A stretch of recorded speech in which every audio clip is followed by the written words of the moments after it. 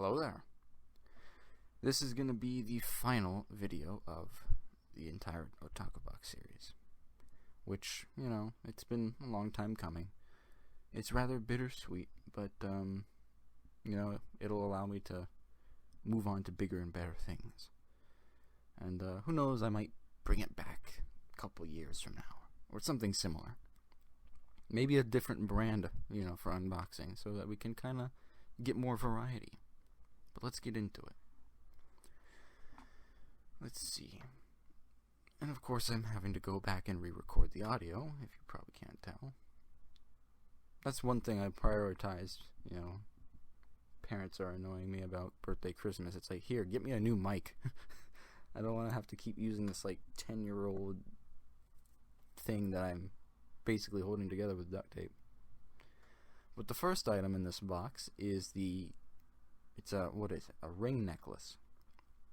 It's actually from a Kame ga Kill, according to this description, and I don't actually remember this item from the series, which means I need to go back and rewatch it, which I don't mind because,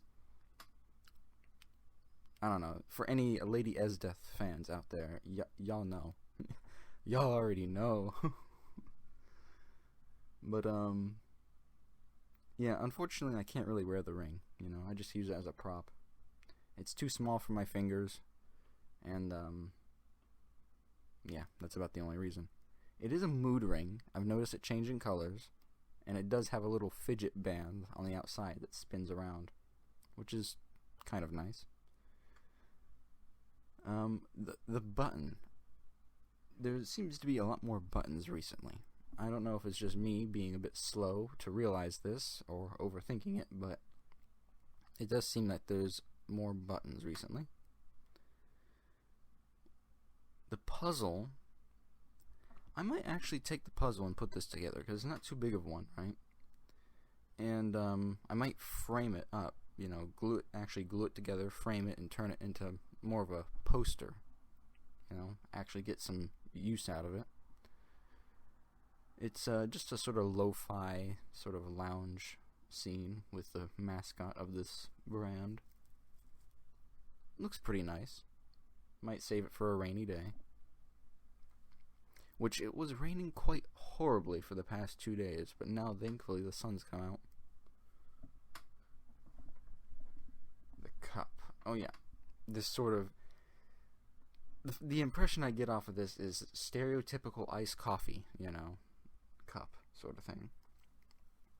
And I've noticed that in almost every other box, maybe not in the last few, but there's always Rias on something. This particular brand of loot boxes, they really like High School DxD. And I get it, it's popular, it's fan service. But it'd be nice if they kind of put some variety away from that, Because it just seems to be almost every other month there is something from that series. That's one reasonable criticism throughout all of these. And what we'll see at the end, towards the end, is the figure, which I think is actually very nice. It kind of goes with the past two figures, in that it's a bit more modest, but it's a little different, and we'll see what that's about later. I don't quite recall who's on this card. I'm reading through the description there.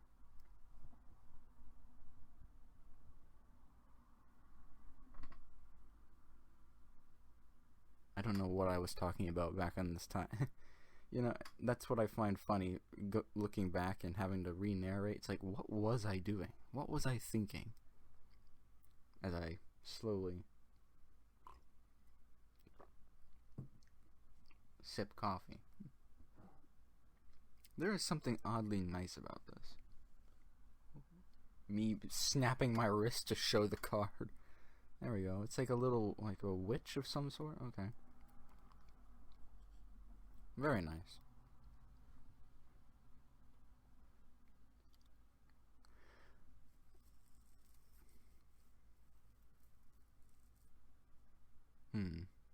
But it is kind of relaxing, almost therapeutic, kind of sitting here reflecting back on what was I doing?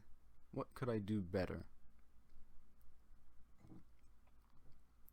What's the, self-critiquing, as it were.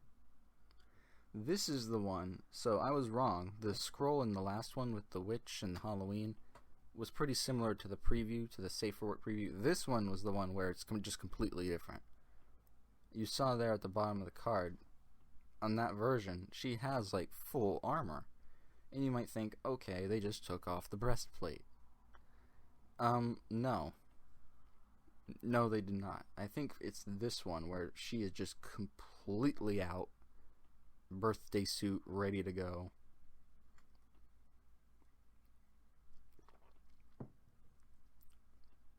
Trying to scramble and grab like cards and stuff to censor it. Yeah. The button is way too good. Like it's so stupid. Hey, but it works. It's not stupid if it works, right? Yeah, I think that's me right there, pointing out just how vastly different it is. The only similarity is the background, the face, and the weapon she's holding.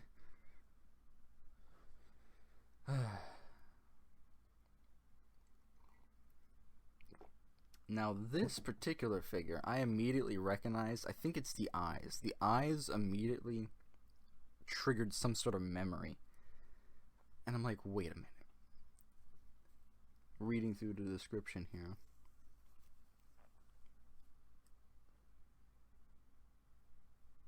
And how she's kind of like crawling towards the, wow, what's the word I'm looking for? The observer, the main character, us. I actually think I pull my phone out here and I'm checking to see if this is the right person that I'm thinking of. Or at the very least, the right series that I'm thinking of.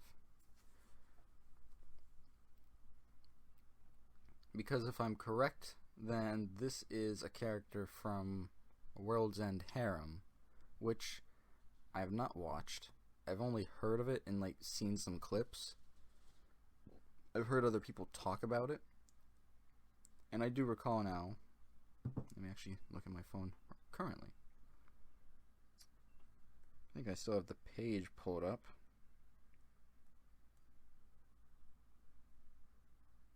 Yeah. This is... Yeah, this is from World's End Harem.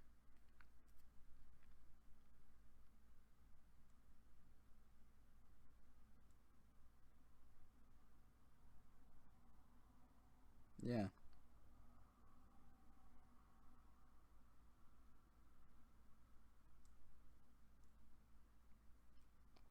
Yep. Mira I don't know. I'm gonna butcher this name. Mira, it's Suou. Suyu. English localized name, Suyu Mira.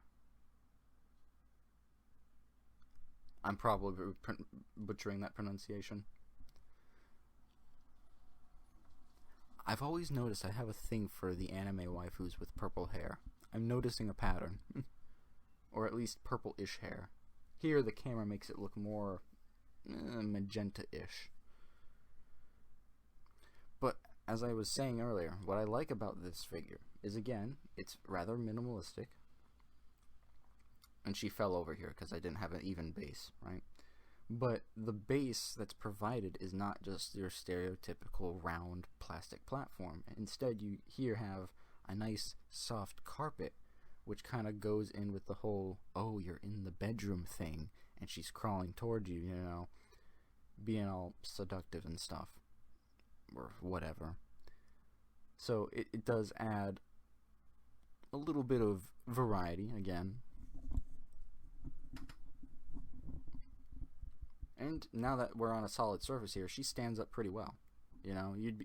I initially thought, oh, she might be a bit wobbly because it is rather narrow, right? But surprisingly, no. It's surprisingly stable. trying to get a shot there. Nice.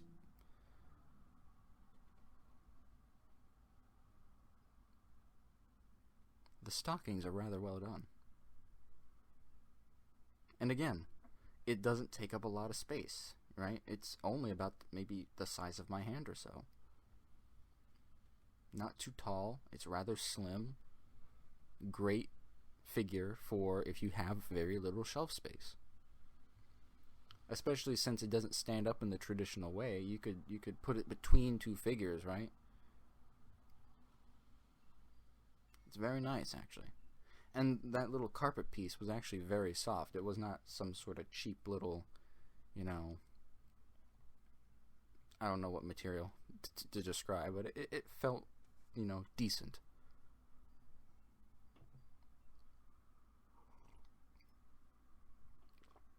It felt like soft cat's fur. It was nice.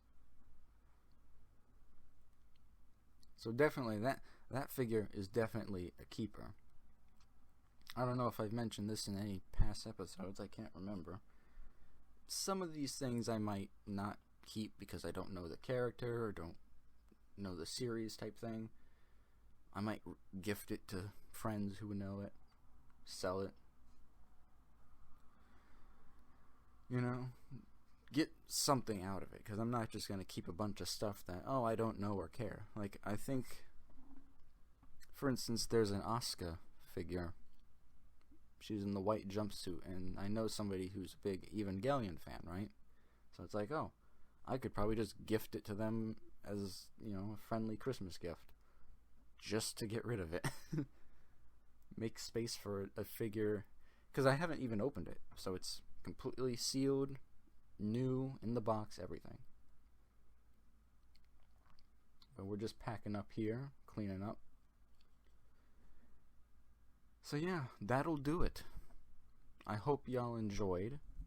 I thank you to those who came around to chill out here today. And I hope everyone is doing alright with school or work or whatever life throws at you. Hope everyone's surviving holiday shopping and getting ready for Christmas. So that'll be it. I hope y'all take care, and I hope to catch you in the next one. Till then, peace.